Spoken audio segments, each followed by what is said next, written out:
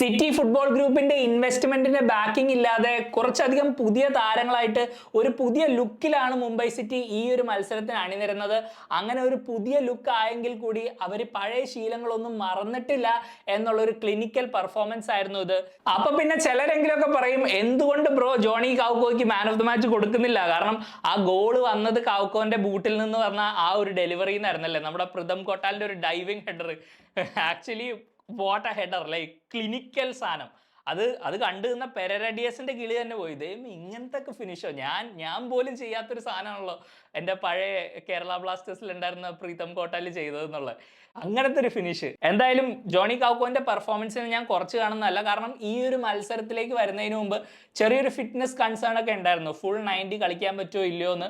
പക്ഷേ ഈ ഒരു മത്സരത്തിൽ ശരിക്കും ആ മിഡ്ഫീൽഡ് ബാറ്റിൽ ഡോമിനേറ്റ് ചെയ്തു. ചെന്നൈയിന്റെ ലൈനപ്പിൽ ഒബ്വിയസ്ലി ബെമ്മാമർ ഉണ്ടായിരുന്നു. ഈ ഒരു മത്സരത്തിന് മുമ്പായിട്ട് ആ ഒരു മിഡ്ഫീൽഡ് ബാറ്റിലാണ് ഞാൻ ഏറ്റവും എക്സൈറ്റഡ് ആയിരുന്നത് കാണാൻ വേണ്ടി. കാരണം മിഡ്ഫീൽഡിൽ രണ്ട് കിടിലൻ പ്ലെയേഴ്സ് ആണ്, ബെമ്മാമറും കൗക്കോയും. ഈ ലീഗിൽ ഒരുപാട് മെമ്മറബിൾ പെർഫോമൻസുകൾ പ്രൊഡ്യൂസ് ചെയ്ത രണ്ട് മിഡ്ഫീൽഡേഴ്സ്. ആ ബാറ്റിൽ കൗക്കോ ജയിച്ചു എന്ന് തന്നെ പറയാം. എസ്പെഷ്യലി ഫസ്റ്റ് ഹാഫിലാണ് ആ കൗക്കോന്റെ ഇമ്പാക്ട്. മുംബൈ ഗോളൊന്നും കണ്ടെത്തിയില്ലെങ്കിലും ആ പെട്ടെന്ന് ആ ബോൾ എടുക്കുക, തിരിയുക, സപ്ലൈ ചെയ്യുക രണ്ട് വിങ്ങേഴ്സിനും, ലൈക്ക് ചാങ്തേക്കും ബ്രാൻഡൻ ആണെങ്കിലും രണ്ട് സൈഡിലേക്ക് ഓർട്ടീസ് മേക്ക് ചെയ്യുന്ന റണ്ണുകളിലേക്ക് ബോൾ കൊടുക്കുക.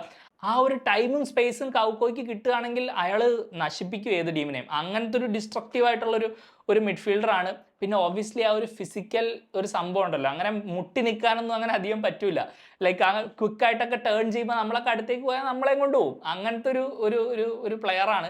ഒരുപാട് നല്ല പാസുകൾ, നല്ലോണം ആ ഒരു ടെമ്പോ സെറ്റ് ചെയ്യാൻ വേണ്ടി ആദ്യത്തെ ഫസ്റ്റ് 45 മിനിറ്റ്സിൽ കൗക്കോ നല്ലോണം ഡോമിനേറ്റ് ചെയ്തു. സത്യം പറഞ്ഞാൽ വേറെ ഒരു പ്ലെയറും, ചെന്നൈൻ്റെ ഒരു പ്ലെയറും കൗക്കോന്റെ 7 അയലത്ത് പോലും എത്താൻ പറ്റുന്നുണ്ടായിരുന്നില്ല. ശ്രമിക്കുന്നുണ്ടായിരുന്നു ബോൾ വിൻ ചെയ്യാനും ഒക്കെ, പക്ഷെ പുള്ളി വളരെ വളരെ ഈസി ആയിട്ട്, വളരെ ലാവിഷായിട്ട് സ്പേസും ടൈമും ഒക്കെ എൻജോയ് ചെയ്ത് വളരെ നിസ്സാരമായിട്ടാണ് അവിടെ കളിച്ചത്. പക്ഷേ a lot depends on his fitness. ആ ഒരു ഫിറ്റ്നസ് ഈ ത്രൂ ഔട്ട് 13 മത്സരങ്ങളേ ഉള്ളൂ. എല്ലാ മത്സരത്തിലും ഒരു മെജോറിറ്റി മിനിറ്റ്സ് കളിക്കാൻ പറ്റണം. ഈ പ്ലെയറിന് മുമ്പിൽ കളിക്കുന്ന ആ ഒരു പ്ലെയേഴ്സിനെ ഇപ്പം ഞാൻ എടുത്തു പറഞ്ഞില്ലേ, പെരഡിയസ്, ഓർട്ടിസ്, ബ്രാൻഡൻ, ചാങ്തെ.